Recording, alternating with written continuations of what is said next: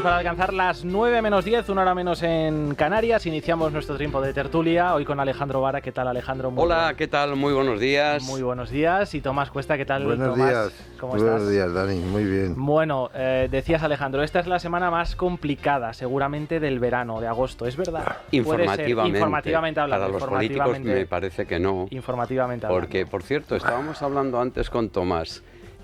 ¿No está previsto cuando va a ir Illa a Lanzarote a hacerse la foto? No. Porque no recuerdo el año pasado cuándo fue ese momento, porque fueron fotos de mercadillo, ¿os acordáis? Sí, Además sí. iba en Bambas Illa con su señora. La señora de Illa es, por lo que se ve, bastante amiga de Begoña, se llevan muy bien. Y aparecieron ahí en la fotografía, pues eso, departiendo con la gente del mercadillo. Pues todo muy relajado y muy de contracte, y no recuerdo muy bien si fue antes o después de la Virgen. Yo creo que fue antes, ¿no? Por aquí, no, fue después. Después. Veo por aquí una noticia del 18 de agosto. Pues de entonces, 2024. fíjate sí. qué ansiedad tenemos con la foto de Sánchez. Es cierto. ¿Cuándo es la Merced? Es el 20 de horas, ¿no? Pues ahora me pillas. Porque sí ya tendrá que estar en la Merced. Sí, no? es cierto, ha trascendido en los últimos días que están intentando cuadrar agendas el gobierno central y el gobierno de Canarias para fijar un encuentro, un cara a cara entre Pedro Sánchez y Fernando Clavijo, que ya es habitual siempre que el presidente del gobierno vaya a Canarias, pero fecha oficial como tal del encuentro con Salvador Illa no hay, pero entendemos que entre esta semana y la siguiente seguro, porque ya la última de agosto hay Consejo de Ministros, claro. Ya regresan todos de sus vacaciones, con lo cual... No, porque es que además no es solo que Illa vaya allí, se saludan, tienen la reunión. Es que, claro, como es visita de los matrimonios, es reunión de matrimonios, y aparte se queda varios días allí. Es decir, que duerme en la Mareta como un amigo más de la casa. Dentro de los políticos que tienen acceso a semejante privilegio, es decir, a estar en la Mareta con el presidente del gobierno, solo es Illa. Marlaska también, pero solo está un par de días, y Marlaska yo creo que es bastante más oficial el tema, que no hay una relación de amistad entre Sánchez y Marlaska. Lo que tienen es compañerismo de muchos años e intereses comunes, ¿no? Y a lo mejor secretos compartidos, seguramente. Sí. Y luego ya Zapatero, que creo que va por el Palacio cada 2 por 3 porque es vecino, al fin y al cabo. Claro, Zapatero es un señor no solo que veranea allí, sino que tiene casa, y además una casa tiene el código de entrada. Zapatero, que hoy es noticia, Silvia, en algún que otro digital, ahora lo comentamos, pero vamos a empezar, si te parece, por la información que firman hoy los compañeros de ABC sobre los tejemanejes de Leire Díez, que coordinaba esa cloaca socialista de Ferraz, tejemanejes que se han prolongado en el tiempo hasta hace apenas 2-3 meses. Bueno, lo que están contando los compañeros es que Leire Díez no solo chantajeó al fiscal Grinda, aquí lo comentamos en su momento, hizo lo mismo con Estampa, haciéndole creer que el gobierno le quería pedir disculpas por esa abrupta salida de la Fiscalía Anticorrupción. El caso es que el fiscal acudió a ese encuentro en el que estaba Leire y también estaba el empresario Pérez Dolcet. Yo creo que no debía confiar demasiado en lo que iba a pasar allí, porque se llevó un dispositivo de grabación y está todo, absolutamente todo grabado. Allí le pidieron datos comprometedores sobre excompañeros de la Fiscalía Anticorrupción y también sobre algunas investigaciones en curso. Y a cambio le garantizaban la ayuda gubernamental en los litigios que mantiene abiertos con la Fiscalía General. Hay varios asuntos interesantes en esta noticia, Dani. Esta reunión de Estampa con Leire y con Dolcet se produjo cuando ya se habían empezado a filtrar las conversaciones de la fontanera del PSOE, y no consideró Estampa necesario comunicarle a su colega Grinda lo que había pasado, es decir, que él también estaba siendo víctima de ese chantaje, y tampoco lo denunció a sus superiores, en este caso a Luzón, de manera inmediata. Esperó varias semanas, que es un modo muy diferente de proceder al que tuvo, por ejemplo, Grinda en su día, que recordemos, él no acudió al encuentro que le pidieron y además denunció inmediatamente, a pesar de que la propia Fiscalía después pidió el archivo de la causa que ahora se ha reabierto por motivos obvios, por una posible conexión entre estas dos reuniones. Y otra curiosidad, la obsesión de la fontanera del PSOE con la Fiscalía Anticorrupción. Los dos fiscales chantajeados, pertenecen a esa Fiscalía Especial, que es la que entiende sobre las causas del Partido Socialista. Otro apunte sobre estas corruptelas del Partido Socialista, del Gobierno, y que leo en Voz Populi, y que une a la trama Koldo con el Ministerio del Interior, y resulta que la empresa a la que el Ministerio adjudicó la construcción del Centro Penitenciario Norte 3 en Zubieta, en San Sebastián, y que acumula 2 años de retraso sin estrenar, realizó pagos de 180.000 euros. ¿A quién? A la sociedad Servinavar, de nuevo, la empresa de Anchón Alonso, y en la que al menos un 45% parece que pertenecía también a Santos Cerdán. Bueno, al hilo de Leire Díez y a tenor de las informaciones que se van publicando, hoy en el caso del diario ABC, no parece que su labor obedeciese a una intención de escribir un libro, como ella misma ha dicho en muchas ocasiones, ¿no? Porque todos los trabajos iban orientados en la misma línea, quiero decir. Yo dudo que sepa escribir, quiero decir y además no está para eso. Parece que lo suyo es la oratoria, ¿no? Sobre todo en conversaciones a través de procedimientos electrónicos. Yo creo que esta señora, bueno, yo creo que sigue estando en lo de... Debe tener haber iniciado bastantes proyectos de este tipo, y que seguirá con ellos en muchos casos, y si no ella, su equipo, sus cómplices.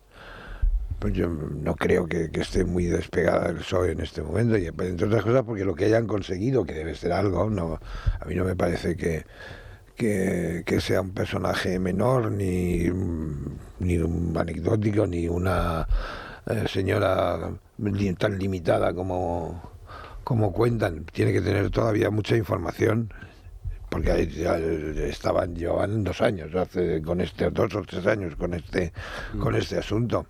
O sea que algo tiene que ver con que vayan apareciendo, a pesar de todo, siguen apareciendo asuntos en los que está mezclada, ¿no? O que ha protagonizado directamente. Claro, es que yo creo que una de las obsesiones de Ferraz, es decir, de la cloaca de Cerdán, era la Fiscalía Anticorrupción, porque la Fiscalía Anticorrupción forma parte de un núcleo, digamos, un núcleo de decencia dentro de lo que es la Fiscalía, que depende del Fiscal General del Estado, que está ahora mismo su titular, pendiente de que se le abra procesamiento y de que se siente en el banquillo. Entonces, claro, la Fiscalía de Luzón, la fiscalía que está llevando a cabo los procedimientos, que es la Fiscalía Anticorrupción, pues tiene a varios elementos que evidentemente no se han plegado a los intereses de lo que es el señor fiscal general. Y entonces la obsesión, por ahí aparece la fontanera, por ahí aparecen otros elementos en los que, bueno, se trata, digamos, de seducir o de embaucar o de sumar a sus filas a determinados elementos. Avanza la Fiscalía Anticorrupción y avanza sobre todo después de las declaraciones de Almansa y después de todos los procesos que llevan a cabo, estaban, bueno, pues yo creo, preocupando mucho en Moncloa y en Ferraz. Y de ahí aparece lo de la fontanera. A mí me da la sensación de que en este caso, bueno, el fiscal Estampa ya sabemos cómo se lo cargaron, e incluso ha publicado, ha contado y ha llevado a cabo declaraciones sobre cómo fue su encerrona, cómo fue su persecución, cómo fue el trato que le depararon toda la gente que estaba en contra de que evidentemente la justicia funcionara como tiene que funcionar. Y ahora van apareciendo historias, pues es verdad lo que dice Tomás en el tema de la fontanera, de Leire. Es cierto que lleva mucho tiempo funcionando, es verdad que todas estas maniobras de ella, supuestamente oscuras, paralelas, subterráneas, bueno, pues ahora van emergiendo. Lo que sí que te lleva a pensar es si realmente fue muy operativo todo lo que hizo alguna maniobra que pudiera ser importante para el interés que andaban buscando, para los objetivos, o fue que disparaba a todo o a casi todo y un poco de forma alocada. Cerdán me da la sensación de que conociéndolo un poco, lo vamos conociendo, sobre todo a través de los autos de Koldo, se ve un tipo mucho más prudente, más hermético, más a la chita callando. Llevaba años manejando sus negocios paralelos o no paralelos desde el partido, desde los principios de Navarra, desde antes incluso que Sánchez llegara al gobierno. Y sin embargo esta señora parece que iba con muchísima menos discreción, y ya conocemos sus interlocutores, conocemos grabaciones, conocemos con quién ha estado manejándose para... Dice, bueno, un poquito de prudencia. ¿Quién le sugirió a Cerdán que fichara a esta señora, que por otra parte había estado en Correos, había tenido cargos relevantes importantes para cobrar donde cobraba en asuntos que no terminaban de entender, cobrar, que ¿no? dirigió una campaña electoral en Correos. Bueno, pues que ya tenía acceso a las votaciones, y que no era una militante más. Hay que recordar que el día en el que ella comunica al Partido Socialista la baja de su militancia, va a Ferraz, exige verse, aunque sea unos minutos, con Santos Cerdán, y se ve con el que por entonces era secretario de organización del Partido Socialista. Sí da la impresión también de que ella se movía con total impunidad, porque esta reunión con Estampa, si no me equivoco, ocurre el 7 de mayo de este año. 7 de junio, creo recordar que es la fecha exacta. Ahora, yo creo que el 3 de junio... En cualquier caso, había empezado ya a publicarse todas estas informaciones. Claro, a eso en voy, prensa. efectivamente. Creo que es el 3 de junio cuando el fiscal Estampa presenta la denuncia. La reunión tiene lugar el día 7 de mayo, cuando efectivamente ya habían trascendido los primeros audios, esas conversaciones con el empresario investigado. Y también da la impresión de que, de la impresión, no, es una certeza, tocan a determinados personajes clave. Es decir, por ejemplo, en el caso de Extremadura, al juez Sáenz de Tejada para intentar neutralizar a la jueza Viezma, que investiga al hermano del presidente. En el caso de la Fiscalía Anticorrupción, al fiscal José Grinda, al que se le intenta sobornar. Este asunto está bajo investigación. Primero intentando premiarle, cuando no accede, parece que a través de un diario digital, en este caso El Español, con un vídeo de contenido sexual. Hay que recordar que el fiscal José Grinda pone este intento de soborno en conocimiento de la Fiscalía General, que archiva el procedimiento diciendo que el soborno no ha sido público. Algo evidente, claro, cuando tú intentas sobornar a alguien no lo haces público. Y resaltando además que no se ha podido poner en contacto con el periodista que en teoría le trasladó ese intento de soborno.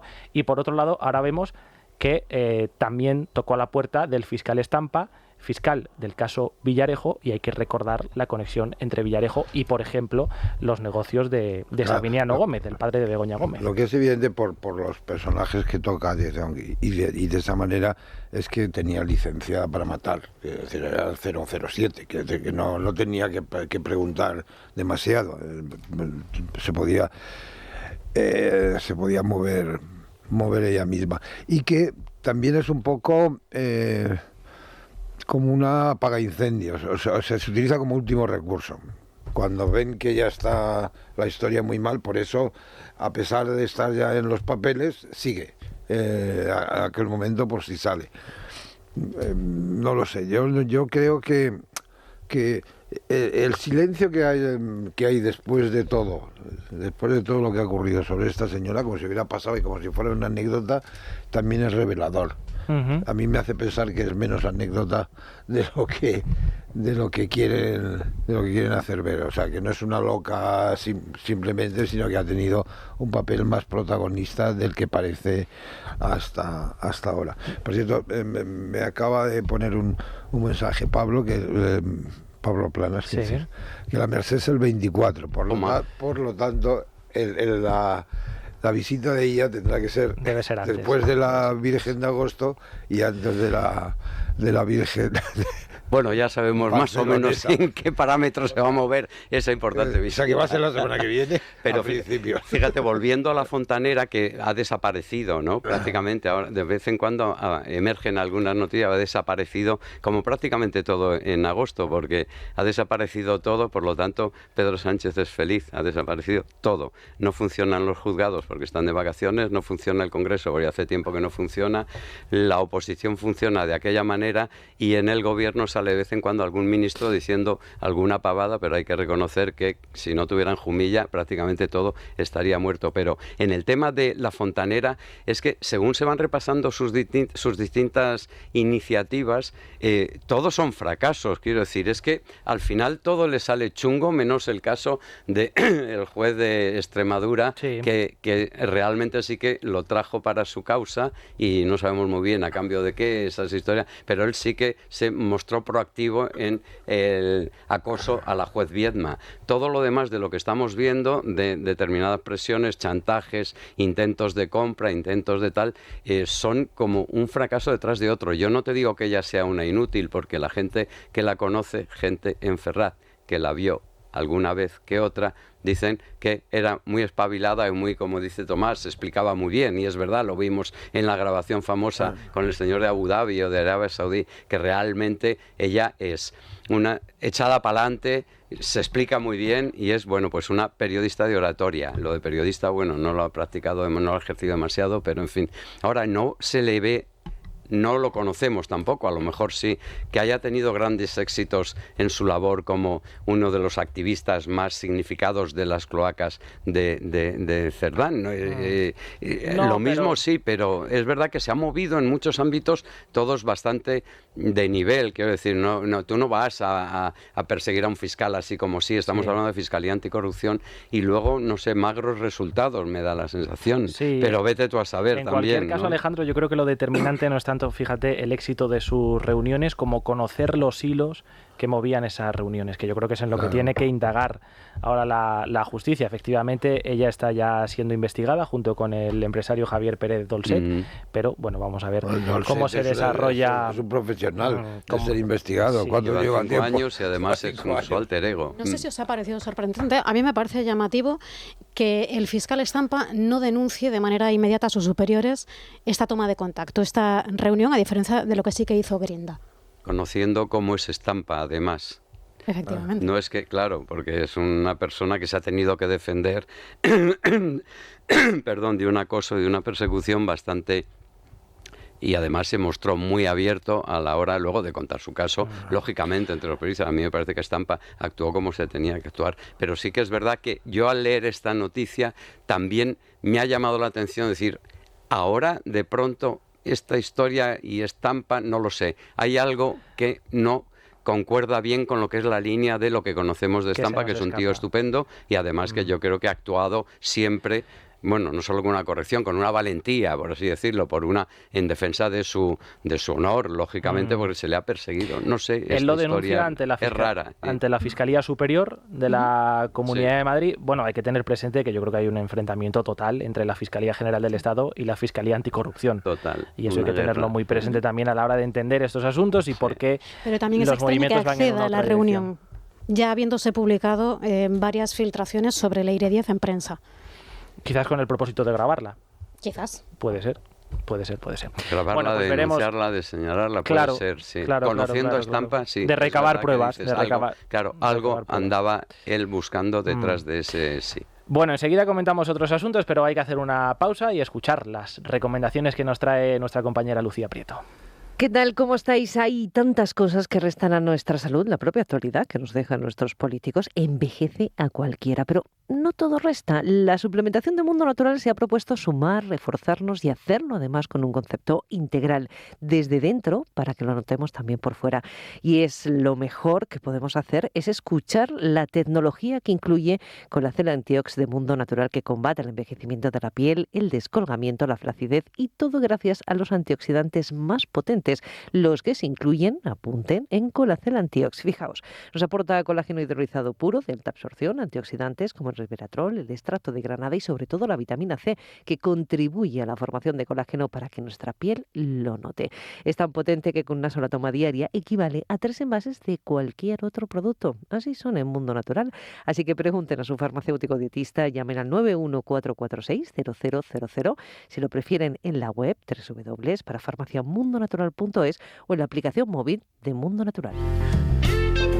Un minutito para alcanzar las 9:10, una hora menos en Canarias. Y Silvia, estos días la crónica internacional pues tiene un peso importante en la información a propósito de ese plan que aprobó el gobierno israelí el pasado viernes para tomar el control total de Gaza y del inminente cara a cara entre Vladimir Putin y Donald Trump que va a tener lugar este próximo viernes en Alaska.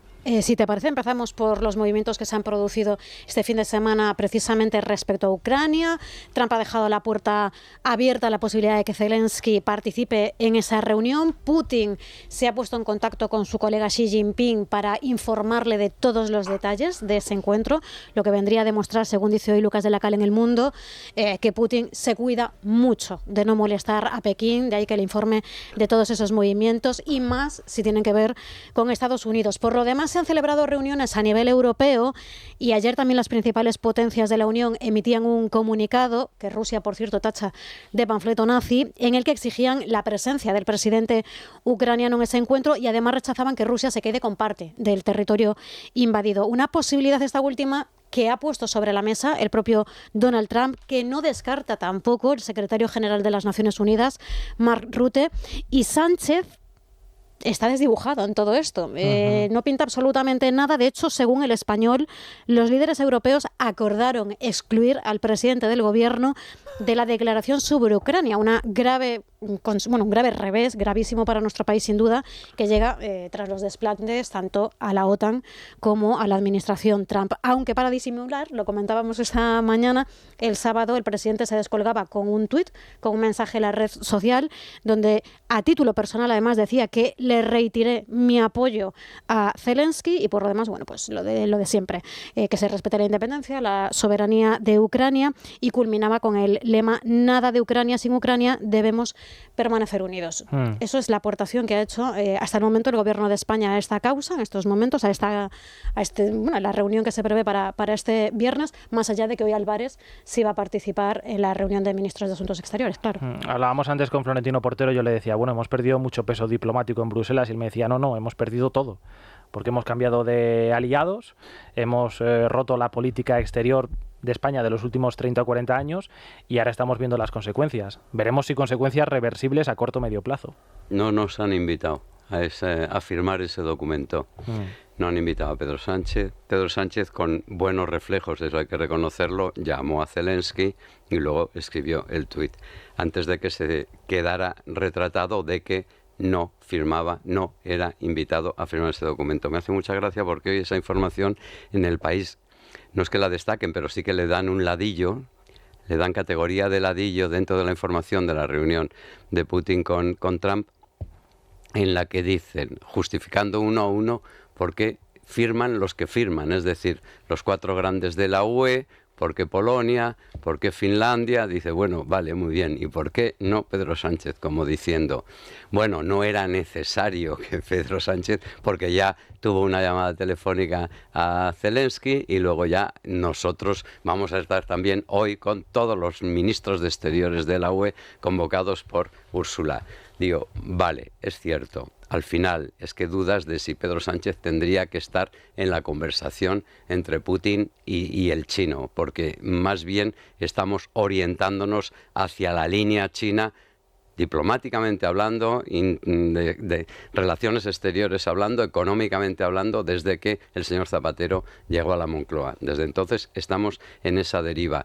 ¿Esta historia es preocupante? Pues sí, porque evidentemente significa lo que decía Portero, estamos haciendo un cambio radical de lo que es la línea diplomática de este país y sobre todo que estamos en la OTAN y en la UE, que sepamos. Y si ya en Bruselas es un apestado, Sánchez, ahora mismo es un apestado, francamente nadie se fía de él. Toda la historia, ya no solo por lo del gasto en defensa, por esas fotografías absurdas que se hizo en la reunión de la OTAN, él ahí en una esquina y diciendo que he firmado lo que no he firmado, pero no sé qué. Todas esas historias, pues claro, alimentan una especie de rechazo general hacia su actitud, porque lo que dijo Meloni, oye, que has firmado lo mismo que yo, ¿de qué nos estás hablando? Esa historia, pero ahora que nos metemos en asuntos también, bueno, estamos hablando de asuntos de enjundia como cuál es el futuro de Ucrania, cuál es la posición de España. A nosotros no nos permiten participar en ese documento en el que han firmado los países que tienen peso específico en Europa. España se ha quedado al margen. Esta historia es, yo creo que primero dolorosa desde el punto de vista nacional, porque siempre duele que a tu país lo consideren un marginado, y luego porque no sabemos muy bien con quién estamos. Él sí que lo sabrá, Zapatero lo sabrá, pero que nos lo expliquen. Se va tres viajes a Pekín sin contarnos exactamente a qué se ha ido, cuando ningún otro líder de la Comunidad Europea hace tantos desplazamientos a China. Y en el tema que nos ocupa, es decir, ¿cuál es el futuro de Europa? ¿Qué va a pasar con Putin y Ucrania? ¿Qué va a pasar con Estados Unidos? ¿Cómo nos ve Putin? ¿Cómo nos ve Trump? Estamos absolutamente fuera de la órbita en la que teníamos que estar. Tomás. Yo creo que el futuro de Europa no lo va a decidir Europa. Es un problema entre que no saquen a Sánchez, no lo dejen firmar un acuerdo que al final no sirve absolutamente para nada. Y lo que firmen el resto de los socios europeos, pues quiero decir, aquí se trata de la voluntad de poner hombres y armas, o sea, de dinero. Las armas aquí no existen, pero la tecnología todavía es muy... Fíjate que no podemos sustituir los cazas que no les hemos roto el contrato con los americanos, y no hay una alternativa. Por lo tanto, será Estados Unidos el que proporcione el armamento o no. Y en cuanto a Ucrania, el futuro de Ucrania lo van a decidir Putin, Trump y Zelensky. Si Zelensky decidirá por su país, Zelensky decidirá, empieza a ser sensato. o Zelensky aceptará. Yo tengo esa duda. Aceptará. Yo tengo esa duda. Si es sensato, decidirá algo bueno o malo, pero si es sensato, no. Es decir, Ucrania está al borde del colapso. La gente, primero, los que... a los voluntarios que vayan al frente, que ya no son voluntarios, pero se les caza lazo. Quiero decir, es como las tripulaciones de antes, ¿no? Del siglo XVIII, XIX, que se cogían en los pueblos y se les obligaba a ir. En las últimas encuestas, desde ayer aparecían ya, el más del 70% de la población no quiere seguir con esta guerra. Es que no pueden. Es que ha muerto mucha gente. Es decir, hay una inferioridad manifiesta. Es decir, Ahora a los soldados rusos se les está pagando, me parece que estaban pagando 1 millón de rublos, unos 4.000 euros para los que se enganchen. Y ahí tienes gente... tema del documento. No, pero vamos a ver. En la historia parece ser, va a haber un intercambio, que es lo que quiere hacer, lo que va a proponer Putin y probablemente Trump. Es decir, eso es lo que se acordará. Yo creo que ya está acordado. A no ser que cambien, que dejen 2 de los 4... Pueden quedar 2, pero los rusos lo que tienen interés es en Odessa. Y ahí va a Yo ser, creo que eso ya está acordado y evidentemente Putin y Trump ya se reparten, pues lógicamente, y Putin con el chino detrás. Si la cuestión es que el documento servirá o no, Tomás, pero es que nos han dejado fuera. Claro. Aquí la cuestión es que, dice, bueno, es que es un documento, pues ya sabemos para qué sirven los documentos Europa. Ya sabemos lo que pinta Europa en el tema ucraniano. Ya sabemos no somos nada. que evidentemente el futuro del planeta se lo están repartiendo quienes se lo están repartiendo. Pero nosotros en nuestra insignificancia, que es la insignificancia de Europa en esta nueva etapa, nosotros ya somos la recontra insignificancia, porque este señor, Pedro Sánchez, no solo nos lo invitan a algo tan elemental como firmar un documento que no sirve para nada, ya lo sabemos, pero leñe, somos Europa, 4ª economía mundial, lo está diciendo Pedro Sánchez cada vez que abre la boca, y sin embargo en momentos anecdóticos en los resultados y tal, pero son momentos importantes para Europa decir, oye, Europa, levanta la voz y decir, conmigo no contéis para hacer esta historia. Algo es algo, ya sabemos que ni caso, pero oye, por lo menos que quede ahí manifestado. Y Pedro Sánchez es un don nadie, ahora mismo, un don nadie, por lo tanto, España es una anécdota y nos tratan como a una pelotafilla. Nos hemos aliado con lo peor de Hispanoamérica, que era nuestra gran baza. Y eso tiene consecuencias, Tomás, pero sobre todo, volviendo a lo que decía Alejandro, claro, cabe preguntarse si el presidente del gobierno no se puede refugiar en la agenda internacional, que era lo que tradicionalmente había utilizado para recuperar la iniciativa política, es que no tiene nada más. Es que internamente es un líder muy débil en términos parlamentarios, acechado además por la corrupción. Ayer Moncloa intentaba contrarrestar lo que había sucedido el fin de semana, anunciando la agenda exterior que le espera al presidente ahora cuando vuelva de vacaciones, pero yo creo que no tiene mucho recorrido. Es que ni siquiera cuando se habla en Bruselas, por ejemplo, de los temas referentes a América Latina, que por lazos culturales tradicionalmente siempre la posición de Bruselas era la posición que marcaba España. Ahora ya tampoco. Cuando se tiene que hablar de América Latina, la voz de España es una más, por no decir que ni siquiera se le tiene en cuenta, porque ya sabe, ya son conocedores de los intereses que mueven. Éramos importantes porque controlábamos el estrecho, entre otras cosas, aunque fuera desde lejos. Y ahora, haciéndoles lo que lo estamos haciendo a los americanos, es que quiero decir, les estás echando en manos de Marruecos. Es que no sabes, o sea, es que cada vez somos algo peor. Es que Pedro Sánchez se ofrece, en vez del papel tradicional de España de puente hacia Iberoamérica, puente de Europa y de medio mundo hacia Iberoamérica, porque y el aliado para el Mediterráneo. Algo tenemos que ver ahí, ¿no? Pues ahora se ofrece Pedro Sánchez como la puerta de entrada de China en Europa, que es lo mismo que decía el señor Alberto aquel que era presidente en Argentina, dice, pero, o sea, ese es el papel que le ha destinado diplomáticamente, internacionalmente Pedro Sánchez a España, que al final, que la base de Rota sea al final la base de Xi Jinping. Al final esto es lo que va a pasar. Sí. Es alucinante. Y claro, cuando hablas con embajadores o diplomáticos europeos en Madrid, algunos te comentan, no entendemos nada de lo que ha pasado, salvo que conozca realmente qué hay detrás de Pedro Sánchez, qué hay dentro de Pedro Sánchez. Sí. Pero claro, está todo el mundo catatónico. Esta historia, oye, que lo del giro de España tan vertiginoso, de pronto sorprende a todo el mundo. Que muchos ni se lo esperaban, efectivamente. Bueno, vamos a hacer una pausa y continuamos. 9:25, una hora menos en Canarias, y si se incorporan a esta hora con nosotros y quieren saber el tiempo para el día de hoy, pues se lo cuento rápidamente. Todas las comunidades autónomas, excepto Asturias, están en alerta por altas temperaturas y en teoría quedan 48 horas para que termine esta segunda ola de calor del verano, al menos según el último pronóstico de la Agencia Estatal de Meteorología. A esta hora en Madrid los termómetros marcan 26 grados, vamos camino de los 39, la máxima nacional en Córdoba con 43, la mínima en Pontevedra con 16. Luis Fernando Quintero, muy buenos días de nuevo. ¿Qué tal, Dani? Muy buenos días. ¿Cómo empiezan la semana los mercados? Pues mira, en positivo, plano, pero en positivo. Ahora, por encima de los 14.800 puntos, un indicador que está volando, que está tratando de alcanzar los 15.000 máximos históricos si tenemos en cuenta los dividendos. Sin dividendos estamos ya en cifras de 2008, justo antes del estallido de la burbuja inmobiliaria, es decir, una bolsa donde todos los valores están comportándose de una manera extraordinaria. Vamos a ver cuánto tiempo dura este rally alcista de la bolsa, más con la incertidumbre que cada día crece más en los mercados, con esos conflictos en Ucrania y en Oriente Medio, además de la guerra arancelaria de Donald Trump, que pese a alcanzar acuerdos con algunos socios no deja de mantener sus amenazas, con lo cual veremos, está el mercado muy interesante. Lo analizaremos. Hasta mañana. Gracias.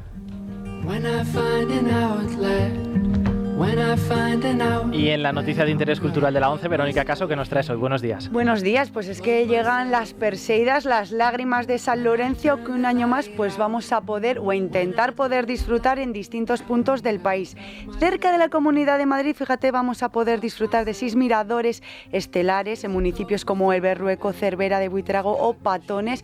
Quien tenga oportunidad de salir fuera de Madrid durante esta noche y la de mañana principalmente, Oye, yo nunca he ido, me encantaría. En Cervera de Buitrago las he visto yo. ¿Sí? Sí, porque tengo un amigo que tiene casa allí, la familia, claro, es un cielo mucho más despejado, claro, sin luces, se ve todo muchísimo más y la verdad es que merece muchísimo la pena. Lejos de una gran ciudad. Sí, efectivamente. Sí, pues merece mucho la pena. Además se duerme bien fuera de casa. Son impresionantes. Y se duerme mejor, sí. Sería algo especial, que yo no lo he visto más que en bueno, cine. Te aporta paz, relajación, que en estos tiempos que corren uno lo agradece. Deseos. Sí. O sea, que es bonito. Es bonito. Hay que animar entonces a los oyentes a que vayan fuera de Madrid. Que se vayan fuera de Madrid los oyentes. Bueno, no hace falta. Cervera, el Berrueco... dices de Madrid, Madrid ciudad. Vale. Un reportaje estupendo de la Comunidad de Madrid, precioso. ¿Cuál? Patones. Patones. Precioso. De los de arriba. Tres más bonitos de Madrid, posiblemente. Toda esa zona es muy bonita. Esa zona del Atazar, esos pueblecitos chiquititos. Un montón de rincones preciosa esa ideales, zona. Es verdad. Madrid no solo Madrid ciudad, desde luego. No.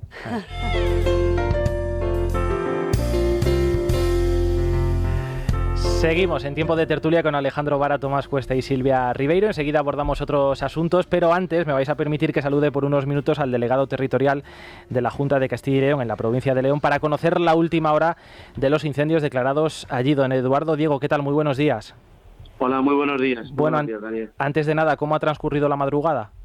Bueno, pues se ha trabajado con los medios nocturnos y ha permitido, pues por ejemplo, que el incendio que avanzaba desde Zamora hacia la provincia de León, en Hogarejas, pues se ha podido controlar. Ahora mismo es un incendio que ayer lo temíamos mucho por la tarde-noche y, bueno, gracias al trabajo del operativo ha permitido frenarlo. Y en la zona de Médulas, que es otra zona también que nos preocupaba, pues también se hizo un trabajo con fuegos técnicos en la zona de Borrenes y La Chana para salvar estas dos poblaciones, para defender estas dos poblaciones, y también ha funcionado. Ahora habrá que ver también cómo evoluciona la climatología a lo largo del día, los medios que se van a poner a disposición en el turno de día y a ver si entre todos somos capaces de mitigar lo que ha sido un fin de semana bastante duro y complejo en la provincia de León, pues ahora mismo con 11 incendios activos, 2 en nivel 2 y 2 en nivel 1 de gravedad. Entre los criterios que se suelen utilizar para evaluar el estado de las llamas, estabilizado, controlado, perimetrado, no sé en qué fase estamos. Bueno, pues ahora mismo están, digamos, se está trabajando. Ahora mismo no están controlados estos 4 incendios que te he comentando. Se está trabajando con los medios que tenemos y bueno, vamos a ver si lo que digo, el día pues nos puede, y la climatología nos puede ayudar en cuanto al tema de vientos, en cuanto al tema de la humedad del terreno, que ayer nos sorprendió en la vegetación que llaman vegetación fina, que era muy muy baja esa humedad y convirtió, digamos, lo que fue el incendio de Médulas pues en un incendio pues con ninguna capacidad de extinción, no ahora aquí en León, sino en ningún punto del planeta, dada la situación que se provocó. En el caso del incendio originado en Lleres, afecta a las médulas, efectivamente, patrimonio de la humanidad. No sé cómo de importantes son los daños, si han tenido ocasión de hacer alguna evaluación, aunque sea de carácter preliminar. Todavía no tenemos evaluación de los daños. Lo importante ayer fue que las poblaciones afectadas fueron desalojadas o confinadas y permitió, digamos, que no hubo ningún tipo de daño personal y eso es lo importante, ¿no? Fue el primer objetivo, que fue, cómo no, pues poner a salvo a la población en estas poblaciones de las médulas. Luego es verdad que tenemos un daño natural al entorno natural de las médulas y habrá que evaluar en los próximos días esos daños que pueda haber habido al patrimonio histórico. Bien, es verdad que por lo que nos dicen los técnicos, dado que al final es fundamentalmente redes de canales de médulas y minas de las médulas, pues eso no entendemos que pueda ser aceptado por parte del incendio que hemos tenido. Son cerca de 1.500 los vecinos confinados o desalojados por los incendios. ¿Saben cuándo podrán volver a sus casas o volver a sus vidas con normalidad? Todavía no pueden volver, se les informará. En la provincia de León han sido 800 las personas, en torno a 800 personas las que han sido, como digo, evacuadas o confinadas. Solo 20 han necesitado disponer de los espacios que hemos habilitado en la ciudad de Ponferrada, en el Colegio Mayor de la Universidad de León en Ponferrada. Solo han sido 20 las personas que han sido alojadas a lo largo de esta noche, y en las próximas horas, cuando los técnicos nos permitan, o mejor dicho, nos asesoren y nos digan si pueden volver a sus casas, pues veremos si puede ser las próximas horas. Informaremos sobre ello. De momento, en estas poblaciones que, como digo, en los ayuntamientos de Borrenes, Carucedo, Puente Domingo Flores y Carucedo,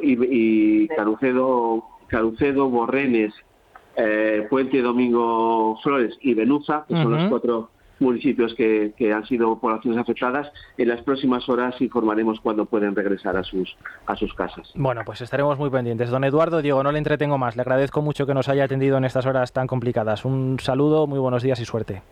Muchas gracias, muchas gracias. Bueno, pues esperemos que estos incendios se controlen y... Parece que intencionados, ¿no? Parece que intencionados por lo que dijo ya ayer el presidente de la Junta, efectivamente. Tanto los dos de Zamora como estos, hay que reconocer que te resulta espeluznante solo pensarlo, que haya gente que esté incendiando los montes, por ejemplo en Zamora, que se cumplen 3 años ahora del terrible incendio de la Sierra de la Culebra, 60.000 hectáreas, el más grave, dañino y terrible que se ha vivido en España, porque fueron 2 en junio y en julio, y que hubo 6 muertos, recordémoslo, y que evidentemente era gente que andaba quemando los pastos o que andaba provocando incendios, sencillamente. Y dice, bueno, sí, algunos se detuvo, pero se repite otra vez la misma historia, es que siempre va a haber gente por ahí o haciendo el loco, sencillamente manejando o llevando a cabo historias que no sé si son económicas, si son gente que cobra por hacer esto, pero es tan terrorífico. Y cuando pasas por ahí cerca, yo el otro día, bueno, voy mucho por allí, y pasando por la Sierra de la Culebra y por todo aquello que dejó el incendio, de verdad que se te encoge el alma y que dices, bueno, esto además cuánto tiempo va a... Y tampoco Zamora es que sea la provincia más rica de España, precisamente, y que toda esta historia al final, bueno, ¿quién lo paga? Porque eso tarda en cobrar, y sobre todo, y la gente que lo llevó a cabo, la gente que lo perpetró, quien acercó ahí el fuego para que se empezara a que queman no solo pastos y bosques y riqueza natural, sino también, oye, la gente que perdió las casas, la gente que perdió de lo que viven, la gente que perdió los terrenos donde llevan a su ganado, todo eso es tremebundo. Y ahora, bueno, pues sí, ya sabemos que en verano hay incendios, pero cuando lees lo de intencionado, es que se te abren las puertas. La mayoría son intencionados, cerca del 80-90%. La prueba también es que utilizan algunas zonas que, desde el punto de vista de la orografía, son muy complicadas a la hora de que los servicios de emergencia atajen las llamas, es decir, saben muy bien dónde actuar. Y surgen en los márgenes de las carreteras, que eso es la prueba. Sí, hay accidentes porque hay maquinaria agrícola, bueno, pero eso no hace olvidar que el gobierno, o sea, esta historia de la Agenda 2030 y del ecologismo suicida, pues es decir, los bosques no se han limpiado, se siguen sin limpiar, no puedes tocarlos por nada. Están más preocupados porque un perro vaya suelto por el campo que por desbrozar el monte, como se hacía siempre, como se ocupaba la gente de los pueblos, que eso sí que limita los incendios. Ahora, es que es Yesca. Es decir, al margen de que haya... La mejor prevención siempre se dice... es limpiar en invierno el monte. Y que dejen limpiar a la gente que vive allí, que es al final quien sufre las consecuencias de que haya gente que produce los incendios. Porque no les hacen ni caso y te lo cuentan 3.000 veces. Si se acercaran alguno de estos sabios que hay dirigiendo las administraciones, si se acercaran alguna vez a los pueblos o pusieran un poquito de atención, simplemente con que les expliquen lo que hay que hacer, que lo saben de sobra, llevan siglos haciéndolo, narices. Sí, pero de pronto se mira para otro lado. Pero que están a expensas, efectivamente, del burócrata de ciudad. Salamanca, claro, dicen, efectivamente. ¿Sabes este año, por ejemplo, con lo que ha llovido anteriormente, cómo estaba de broza no ya el monte, los pueblos? Sí. Bueno, pero hasta arriba. Y es que las diputaciones tendrían que poner dinero para que la gente limpie. Diputaciones, ayuntamientos, porque es algo que afecta a todas las localidades. Tomás, me voy a contar una anécdota. Yo vivo, por ejemplo, en Velilla de San Antonio y estoy harto de hablarlo en casa. Yo me asomo a la terraza y digo, madre mía, los matorrales que hay enfrente a 15 o 20 metros tienen 2 metros de altura. Da igual, aunque no sea intencionado, cualquier cigarrillo, cualquier cristal con estas temperaturas que hay, prende, pero es que y en 5 minutos se ha organizado una tremenda. Este año ha sido así en todo el centro de España, vamos, lo que yo veo. Sí, sí. O sea, los matorrales que antes tenían 50 centímetros, 60 centímetros, bueno, son un disparate. Pero primero, que pongan dinero, es verdad que eso hay que hacerlo, hay que contratar y todo lo que sea, pero luego que no lo impidan a la gente que lo quiere hacer, que lo han hecho toda la vida de Dios y que no lo pueden hacer, porque dice, no, eso no se puede tocar. No, es que eso, al final, eso es que daña el medio ambiente, daña el medio natural. Digo, oiga usted, pero lo llevamos haciendo siglos y nosotros vivimos aquí, somos los que tenemos el interés prioritario para que la historia funcione. Bueno, pues no hay nada que hacer. No les dejan, además, efectivamente. Esto, la verdad es que te enerva, solo de pensar, porque es una cosa que tiene una solución. Hay cosas que no tienen solución, vale, si cae un rayo y tal, vale. ¿Qué le vamos a hacer? Y así es la naturaleza. Y si hay pero narices, un degenerado que dejen limpiar. Que prende el monte. Pues, os veo casi tan enfadados como a Santiago Abascal con la conferencia episcopal. No sé si habéis tenido ocasión... Con razón. No sé, bueno, ahora lo comentamos, pero no sé si habéis tenido ocasión de escuchar o ver la entrevista que publicaba este fin de semana con un youtuber. Bipartidismo Stream. Es una plataforma. Es una plataforma que...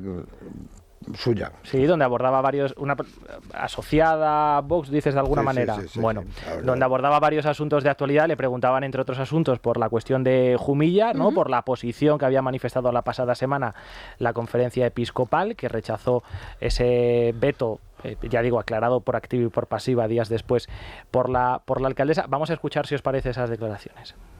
No sé si tiene que ver con los casos de pederastia dentro de la Iglesia, que la tienen absolutamente amordazada ante las acciones de determinados gobiernos liberticidas y que van contra nuestra identidad, incluso contra la libertad religiosa y contra la fe en muchos casos.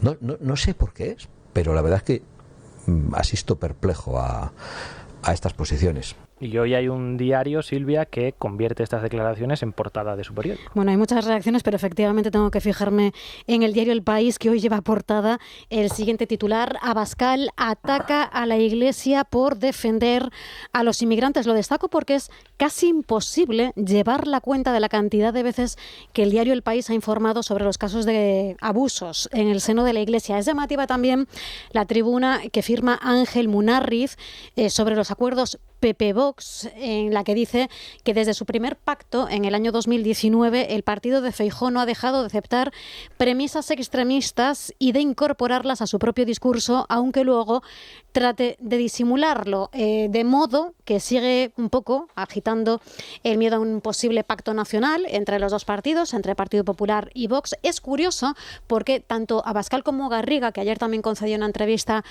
a un digital, creo recordar que era a The Objective, efectivamente, pues no dejan de atacar al Partido Popular. Tanto el PSOE y sus medios como Vox y los suyos siguen la misma estrategia, que consiste en demonizar al Partido Popular. Más cosas, porque más allá de lo que dijo sobre los obispos, que es lo que destaca hoy toda la prensa, quiero subrayar que además Vox se ha lanzado ya sin ningún tipo de complejo a por el voto joven, de nuevo acusando al bipartidismo de haberles, dice, arrebatado todas las conquistas de los últimos 40 años, desde la seguridad hasta la unidad de España. Esto es lo que decía ayer Santiago Abascal. ¿Os llama la atención este ataque directo a la conferencia episcopal, tocando además puntos muy sensibles como el de los casos de abuso sexual y el de la financiación?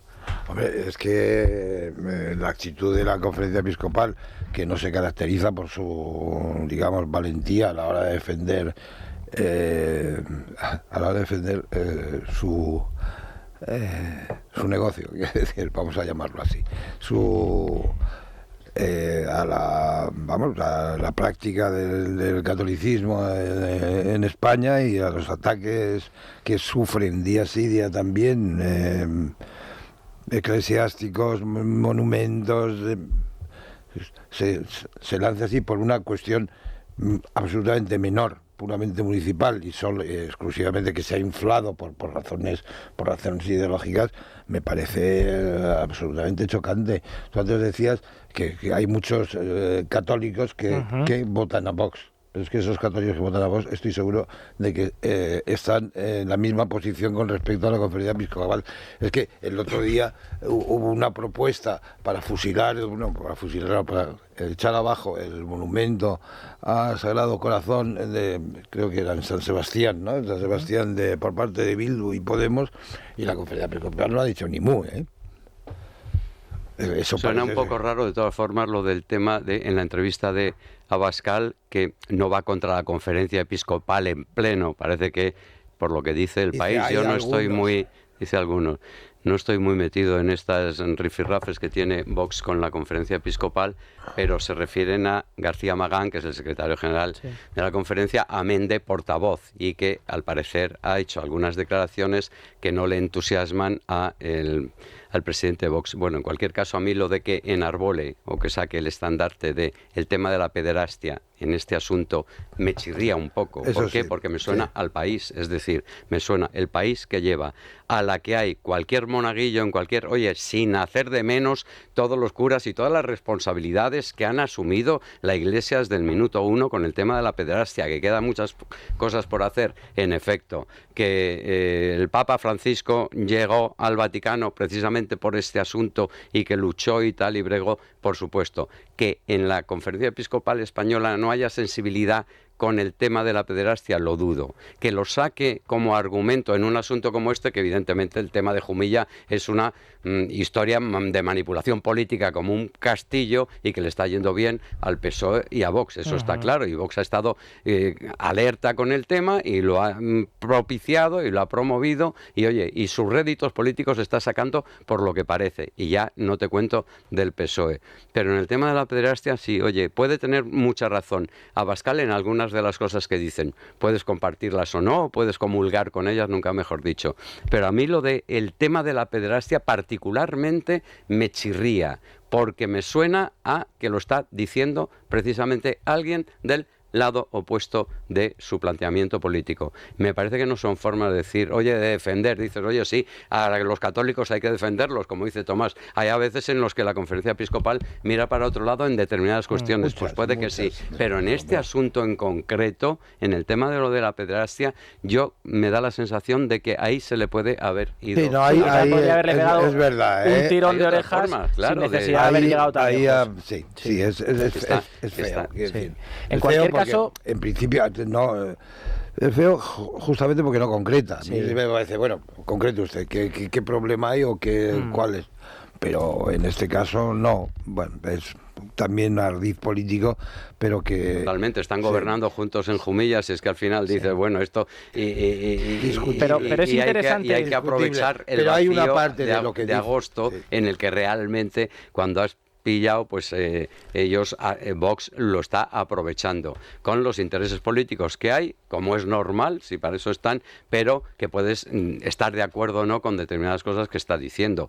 Igual que en Torre Pacheco no secundaron una iniciativa exactamente igual que la de Jumilla y dijo el PP, no, yo por ahí no paso y punto. Y en tantos otros ayuntamientos en los que están gobernando conjuntamente o con el apoyo de, sin embargo en Jumilla, pues dieron el paso y ¿qué más quiere Vox en este asunto que tirar para adelante con un tema en el que se mueve fenomenal y que tiene un rédito que está clarísimo que le menciona? Y que le ofrece respuestas a un PP, problema que existe. Torpe el PP porque ha sido torpe en esta historia. Y torpe la conferencia episcopal, que podría haberse tentado la ropa, porque sí que la conferencia episcopal le está haciendo el juego al PSOE, o no lo sabía. A Vox le interesa desde luego que se hable de inmigración, porque es un asunto que sabe capitalizar en las encuestas, pero por ejemplo decía... No es que lo capitalice, es que los demás no hablan. Bueno, entonces, a ver, las propuestas de Vox tampoco están muy trabajadas. Bueno, es decir, tampoco, pero es igual. Lo de deportar a todo el mundo está muy bien, pero es que luego eso hay que llegar a la administración y hacerlo. Y cuando la mayoría de los países la gente aceptan, no habla, claro. cuando el Partido Popular, cuando la gente no habla de esto, porque además es que no les afecta. Es decir, ¿dónde afecta el problema de la inmigración? Pues afecta pues en mi barrio, en Usera, claro, allí sí que pero tienes mira, Tomás, en el tema de Jumilla, con unos, con otros. sí, en el tema de Jumilla, que evidentemente el PP no ha estado espabilado, pero hay que reconocer que ahora de lo que se trata es de que hay un reparto de menas, que es en donde está el gobierno de Pedro Sánchez, está con el parrús al aire, porque llevan 4 meses intentando a ver dónde los colocan, y ahí el señor Clavijo, presidente de Canarias, dijo aquí en esta emisora, en una entrevista con Rosana Laviada, dijo, sabemos, tienen allí 3.000 y pico, que a ver cómo los envían, dice, si es que sabemos que hablan todos los días con su familia, si es que hablan por teléfono, si es que sabemos el nombre de estos chicos, dice, bueno, y entonces 4 meses ha tardado el Ministerio de Inmigración en tomar la decisión de empezar el reparto, y empiezan el reparto y son 9 personas, 9 niños, 9 menores a los que se les coloca no se sabe dónde. Y directamente el asunto es de tal chapucería. ¿Por qué? Porque el gobierno no tiene política de inmigración,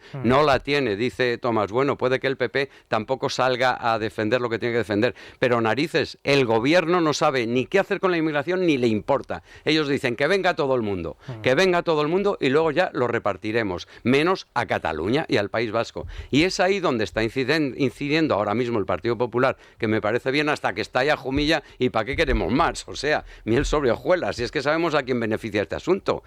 Tranquilamente, ¿a quién le beneficia? No te digo yo sin quitarle importancia a la torpeza del Partido Popular en este asunto. Sí, bueno, totalmente, a ver, y la prueba es que a esta hora, por ejemplo, seguimos desconociendo, salvo que haya trascendido alguna noticia de última hora. Estamos actualizando los teletipos y por el momento 9:51 de la mañana, se supone que hoy van a ser trasladados entre 9 y 10 menas desde Canarias a la península, y seguimos sin saber a qué punto concreto de España van a ir. Eso es.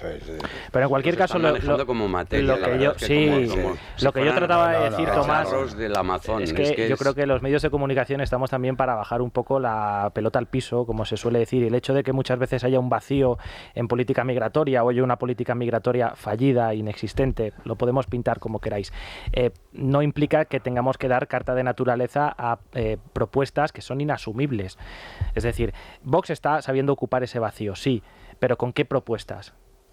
Con la única propuesta de deportar a todos los inmigrantes ilegales. Bueno, yo creo que todos estamos de acuerdo en que la inmigración debe ser legal y ordenada. Yo creo que en eso estamos todos de acuerdo, y que incluso sería favorable o aconsejable incentivar cierto tipo de inmigración, a lo mejor procedente de América Latina en lugar de aquella que procede o que tiene un origen musulmán. Estamos de acuerdo.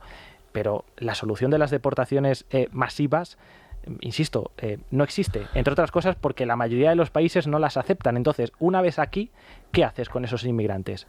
Tienes dos opciones, o tienes una única opción, mejor dicho, que es intentar que se integren, cosa que no se está haciendo, porque efectivamente lo que vemos es que se reparten por la península como si fueran paquetes. Hoy están en Canarias, mañana están en Ceuta, pasado están en Madrid, pasado están en Galicia, ya están hacinados en centros, como está ocurriendo, por ejemplo, en Alcalá de Henares, donde la integración es nula. Y así, y así llevamos encadenando. La integración parte de la voluntad de integrarse. Un problema que va a ir a más, porque Europa tampoco está sabiendo dar respuesta a este asunto. La población en África va a seguir creciendo exponencialmente, y este es un problema que solo va a ir a más con el paso de los años. Ya. Pero aquí hay un problema que es la voluntad de integrarse. La voluntad de integrarse, la integración se consigue a través de la inmigración legal y ordenada. Porque lo que integra realmente es el trabajo. No los cursillos que te puedan dar o las buenas palabras, es el trabajo. ¿Qué problema tenían para integrarse los españoles que iban a Francia, a Suiza, a Alemania? Pues lo pasaban fatal en algunos casos, no conocían el idioma, había sitios en los que se les despreciaba, pero trabajaban junto a otros emigrantes y además estaban buscando. Pero Tomás, ¿qué problema daban los musulmanes de Jumilla una vez al año? Quiero decir, si es que llevan 20 años, había gente oyendo a la gente de Jumilla estos días, yo no he estado allí nunca, oyendo a la gente de Jumilla, dice, pero si llevan todos los años, pues sí, el Ramadán, el fin del Ramadán, se metían... la fiesta del Cordero. Y la fiesta del Cordero, se metían en el polideportivo y ni se enteraba la gente, dices que además está fuera de la localidad, todas estas cosas, vale, y nunca había pasado nada. Es verdad que puedes decir la fiesta del Cordero no puede celebrarse ahí porque al final tampoco puedo hacer matanza del cerdo en mi casa como ha sido siempre tradicional en los pueblos de Castilla y de tantos sitios de España, vale, pero ¿Tú crees que esta historia ahora mismo, plantearla como se ha planteado en el Ayuntamiento de Jumilla, no es un error político? Porque no estamos hablando de, en este caso en concreto, de integración. Aquí no hay signo ninguno de desintegración o de gente que no se quiere integrar, porque llevan años y en este sentido integrados. Y dice, bueno, pues sí, es un aprovechamiento político de una cosa, bueno, de una circunstancia que se lo han puesto en bandeja y adelante con los faroles. Y me parece que en esto o se espabila un poco más el Partido Popular, que se les escapa que en agosto ocurren cosas que luego se pagan a lo largo de todo el año e incluso a lo mejor a lo largo de una campaña electoral próxima, que no puedes permitir tal asunto que se te vaya de las manos. Es un error. Jaime, muy buenos días de nuevo. Muy buenos días. Iba a decir, a ver si nos reconciliamos, pero es que la pregunta que le hemos trasladado esta mañana a nuestros oyentes no sé si... A ver.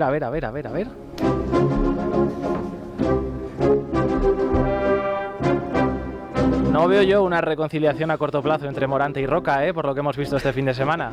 Esta mañana les hemos preguntado su opinión sobre el pique de este fin de semana entre Morante de la Puebla y Roca Rey en la corrida del Puerto. Recordamos que Roca hizo el quite al toro que le tocaba a Morante después del tercer puyazo, cuando ya había pasado su turno, y el sevillano se lo recriminó. A ello Roca le respondió: maestro, fúmate un purito despacito. Pues bien, los siguientes consideran que Roca se excedió en sus palabras y no debería haberle hablado así a un maestro como Morante de la Puebla y con su experiencia. Aún así consideran que es un torero fabuloso y a la mayoría de los que nos escuchan les encanta, pero si tienen que elegir nos confiesan que se quedan con Morante. Ahora vamos a escuchar a todos atentamente, pero antes, si te parece, Dani, hacemos una pausa. Venga, pues escuchemos esas opiniones, Jaime. La opinión está dividida y tenemos de todo. Empezamos con Pepe de Huelva, que nos dice que se decanta por Morante de la Puebla por el maestro que es y la relevancia que tiene ahora mismo. Pero, por ejemplo, Victoria de Albacete asegura que si se tiene que quedar con alguien es con Roca Rey, porque le parece mucho mejor que Morante. Al resto les escuchamos ahora. No voy a negar que soy del genio de la Puebla y mucho además. Respeto a Roca Rey y su mérito tiene. Ayer, cuando los iban a coger a hombros, al final Morante se acercó y le dio la mano a Roca Rey. O sea, que es un señor con mucha clase donde lo mire. Que son ambos unos buenos toreros, pero hombre, siempre me toca un poquito más Morante de la Puebla, al que le deseo una pronta recuperación de su cogida. Roca Rey es un tonto, somos de Morante. Morante tampoco me gusta mucho el torero de Morante, ni el de Roca Rey, pero Morante me cae mucho mejor. El otro es un creído. Diferencias y disputas entre Morante y Roca Rey, y me alegro, ojalá tuviésemos todas las tardes que vamos a los toros esos enfrentamientos entre los toreros, que discutan entre ellos. Eso es por el bien de la fiesta. Aunque en fin, que hacer es tensión, competencia. Hombre, que van como muy adoctrinados. Venga, esos, como había antes, con el Soro, Manzanares, el Camino, Cordobés, eso eran fiestas. El pique de Roca Rey y no sé qué otro torero, pues vino porque Roca Rey, Andrés, hizo una faena espectacular, llevándose 3 orejas. Bueno, esto es un fenómeno, este señor. Y bueno, pues esto para la afición, pues crea ambiente para la fiesta taurina. Es lo que creo, que tiene que haber más toreros como este. Yo creo que lo de Roca Rey fue un fallo por su parte. No se le habla así a un torero mayor que tú y con 20 años más de alternativa, y sobre todo si te lo está diciendo de forma bastante moderada y bastante educada. No se le contesta a esas chulerías. Bueno, ¿vosotros sois más de Morante o de Roca? Yo de Morante, vamos. A mí Roca sí me parece un torero moderno, con todo lo malo que tiene ser moderno en el toreo. No, también. Con el efectismo que dicen muchas veces Andrés Amorós, el efectismo. Sí, y bueno, es un atleta realmente, que eso es la gran diferencia. Sí, pero no me gusta. Incluso ha cambiado la empuñadura del estoque, y ¿no? La ha puesto así como para que es una cosa así como de no sé, de matadero, ¿no? No sí, sé, pero bueno, cosas, es verdad, fíjate, independientemente de que uno sea más de Roca o de Morante, a mí me parecen los dos unos toreros extraordinarios, aunque a mí me gusta más el toreo más clásico de Morante, pero yo creo que le viene bien a la fiesta, la tauromaquia. Claro, desde Joselito y Belmonte siempre. Claro. Tiene que haber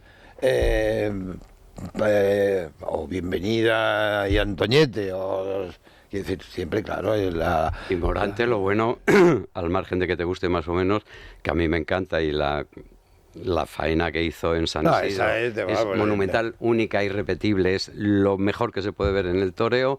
hay que reconocer que ha levantado la fiesta. Es que Morante es Mick Jagger, es que lleva a gente que ni siquiera le gustan los toros, o que no entienden de que toros. Cuando ven a Morante lo entienden. O que no tienen en su agenda, no han tenido nunca la posibilidad de decir, oye, me voy a acercar a los toros. Dice, claro, de pronto Morante es un fenómeno social y de masas. Estamos hablando del mundo de la comunicación y de la pelea con Rocarrey, el pequeño encontronazo tal. La rivalidad. Cantidad de visionados ha tenido en TikTok. Es lo más visto de lo que llevamos de mes. Es impresionante la pelea esta, al margen de cómo se hacen las empanadillas, todas esas cosas. Lo de Rocarrey y Morante tiene una repercusión, porque además eso lo ve público muy joven, porque tiene morbo, tiene picante. Es una cosa el futuro de la tauromaquia, Alejandro, pasa por los jóvenes. Son los grandes aficionados del futuro y también porque se televisen los toros. Y ahí algunas cadenas públicas autonómicas están haciendo un gran trabajo. Pienso, por ejemplo, en Telemadrid o en Canal Sur, donde hay toros prácticamente casi todos los fines de semana. Todos los fines de semana. Muy dividido nuestros oyentes, han estado también ahí. Es que son dos grandes toreros, es normal. Que parece ser el público femenino se inclina por Rocarrey. No te creas. No, yo creo que hay de todo, No te creas. Pero Belmonte, Morante, es que no sé, es como ver a un torero de Goya, quiero decir, es al margen de que sea, es capaz de ser todo lo moderno que sea necesario, pero revistiéndolo de lo antiguo. Es arte en sí mismo. Es arte en sí mismo. Bueno, vamos a hacer una pausa y enseguida saludamos a Sergio Eras porque hay noticias de última hora. Venga, Sergio, cuéntanos. Pues hay que empezar con la noticia de última hora. Daniel, el Gobierno ha presentado un requerimiento al Ayuntamiento de Jumilla para impugnar ese acuerdo sobre el uso de las instalaciones municipales deportivas que impide su uso para actos de la comunidad musulmana de la localidad. Para el Ejecutivo se restringe de forma arbitraria una celebración que se venía realizando desde hace años, vulnerando, dicen, el derecho fundamental a la libertad religiosa. Por ahí pasa esa última hora, que Jumilla no iba a dejar de ser noticia tampoco esta semana. Entiendo que este es el paso previo antes de acudir al Constitucional y en definitiva de seguir engordando esta polémica unos días más para que no hablemos, por ejemplo, efectivamente de ese reparto de menas desde Canarias. Y a eso mismo iba. El Gobierno inicia el traslado de menores migrantes no acompañados, solicitantes de asilo, a la península, que hasta ahora, como decías, tutelaba el Ejecutivo de Canarias, 5 meses después de la sentencia del Supremo que le obliga a hacerse cargo de cerca de 1.000 menores. Recordemos, está previsto que hoy sean los primeros 10 y por ahora no sabemos qué destino tienen. El presidente canario, Fernando Clavijo, en Radio Nacional, dice que tampoco sabe qué podría ocurrir si ocurre algo bastante lógico, que sigan llegando más menores por la ruta canaria, y si en ese caso podría aumentar el ritmo de los que vayan saliendo, y se ha quejado también de la improvisación del Gobierno. Los que tienen que salir otros más esta semana, ni siquiera nos han comunicado todavía los nombres de los niños que van a salir, con lo cual hay cierta improvisación, quizás falta de concreción. Tampoco nos han dicho que estaban generando 1.200 plazas en toda la península, no nos han dicho ni cuándo van a estar disponibles, ni dónde van a estar disponibles, y esos menores al final tenemos que contactar con las otras comunidades autónomas. Nos vamos encontrando con toda esta dificultad que más de 4 meses después de que el Supremo haya dictado ese auto, todavía hoy está por salir los primeros menores. Si tienen dificultades para reubicar a 10, imagínate para reubicar a cerca de 1.000, porque la orden del Supremo eleva a casi 1.000 la cifra de menas solicitantes de asilo. No quiero pensar en los 4.400 que están pendientes todavía en base a ese decreto, que ese asunto se va a retomar a finales de agosto. Y si siguen llegando, que es lo que mencionaba tú. Y si siguen llegando, claro.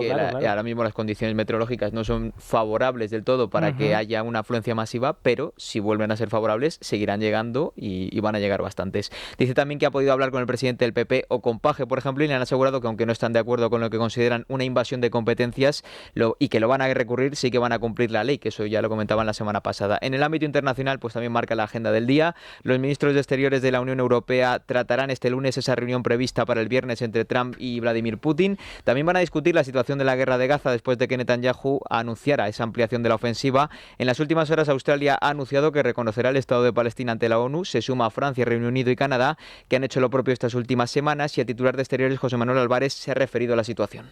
No vamos a reconocer nunca, ni nosotros ni la Unión Europea, una anexión unilateral e ilegal de Gaza o de Cisjordania. Lo que necesita en estos momentos Oriente Medio, el pueblo palestino, la seguridad también del pueblo de Israel, es un alto el fuego permanente. Gaza tiene que quedar bajo el control de una única autoridad nacional palestina. Ya hay sanciones, tenemos una lista española, además de la que hemos impulsado en la Unión Europea contra colonos violentos.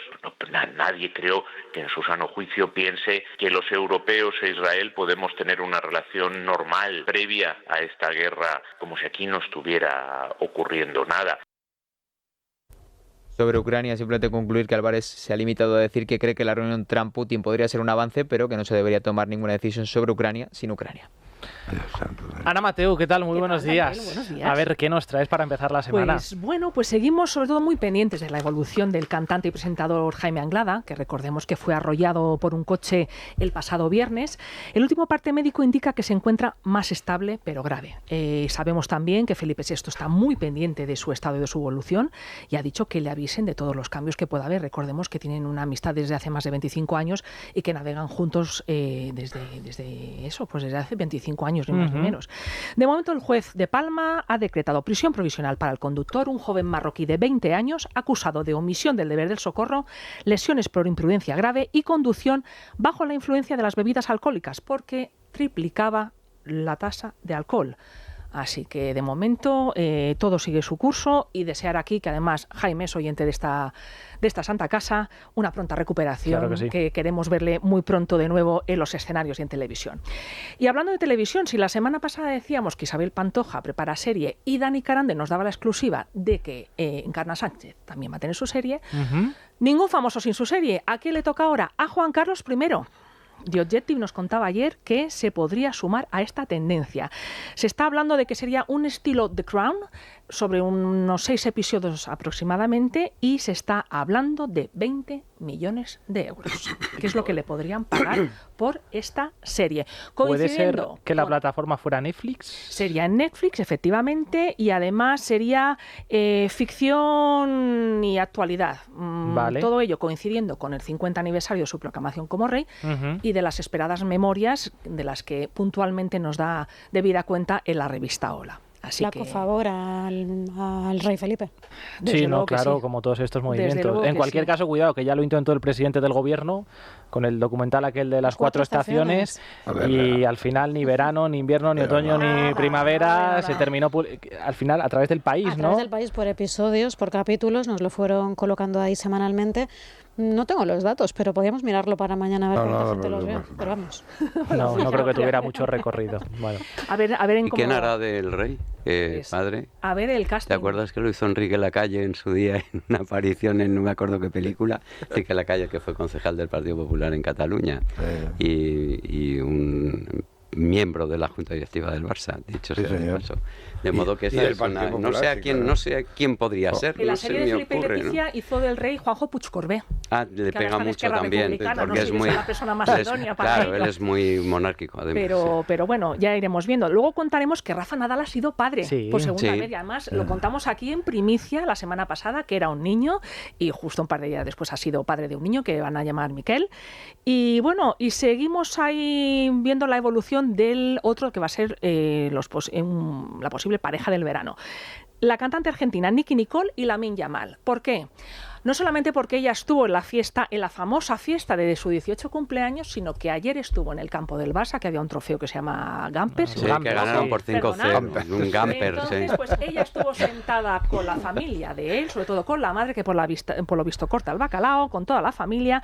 Ella llevaba la camiseta de él le dedicó un gol en forma de corazón, así bueno, que... Eso está hecho. El amor está en el aire. Eso está hecho. Si logra distraer al niño, yo apruebo ese noviazgo. ¿Sí? Sí. Yo desde la perspectiva madridista, ¿Cómo se te ven los colores? Lo mejor para él en su vida privada, en fin. Pues el fútbol es algo secundario, hay que explorar otras todo eso cosas. Contaremos. Luego hablaremos con una ginecóloga de cómo cuidar nuestra salud vaginal en verano para no tener las tan temidas infecciones. Y luego vendrá Alberto Fernández con algo que nos apetece siempre en verano, que además es decir la palabra y nos recuerda a una famosa canción de Georgie Dan. Hombre, la barbacoa, claro que sí. Correcto. Pues hablaremos de cómo preparar una barbacoa, cuál es el tipo de leña que hay que preparar, ¿es válida la misma parrilla para preparar carne que pescado? Pues de todas esas dudas nos saca Alberto Fernández justo después de la Crónica Rosa. Venga, pues aquí nos quedamos, Ana, contigo hasta las 12. Nosotros ponemos aquí punto final a nuestra tertulia. Alejandro, Sergio, Tomás, Silvia, gracias. Chao, Gracias hasta la próxima. Y a ustedes decirle que nosotros regresamos mañana a las 7. Hasta entonces, adiós. Es la mañana. Es radio.